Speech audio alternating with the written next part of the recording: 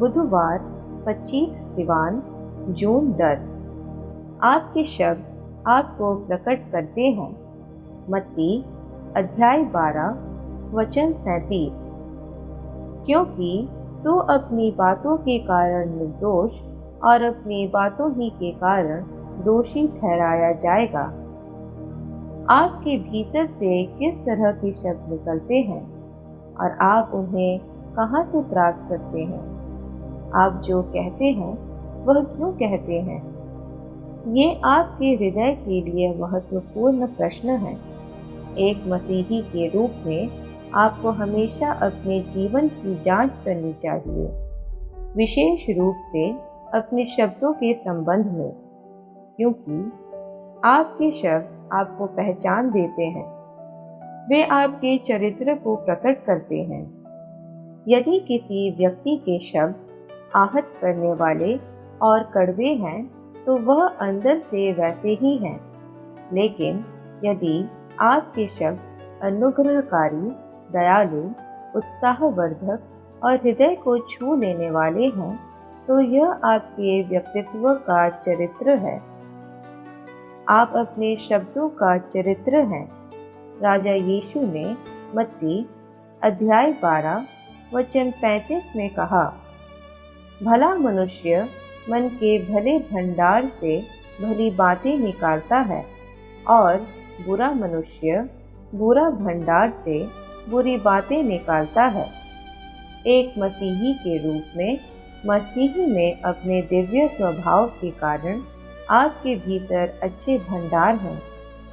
आपकी आत्मा में उत्कृष्टता है, इसलिए जब आप बोलते हैं तो वह उसी प्रचुरता से होना चाहिए। राजा यीशु ने यह भी कहा, जो मुझ पर विश्वास करेगा, जैसे कि पवित्र शास्त्र ने कहा है, उसके हृदय से जीवन के जल की नदियां बह निकलेंगी। यूहन्ना अध्याय 7 वचन 38।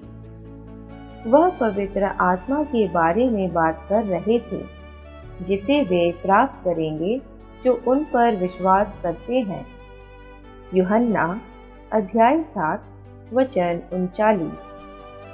इस प्रकार आपके जीवन में पवित्र आत्मा की उपस्थिति का अर्थ है कि आप जीवन के जल की नदियों को बाहर निकालने में सक्षम हैं, जो शब्दों में निकलती हैं, दिव्य शब्द। इसका अर्थ है कि यदि कोई ईसाई अपशब्द, कठोर या कड़वे शब्द बोलता है तो वह एक ऐसे गुण को प्रदर्शित कर रहा है जो इसके वास्तविक स्वभाव से अनुरूप नहीं है।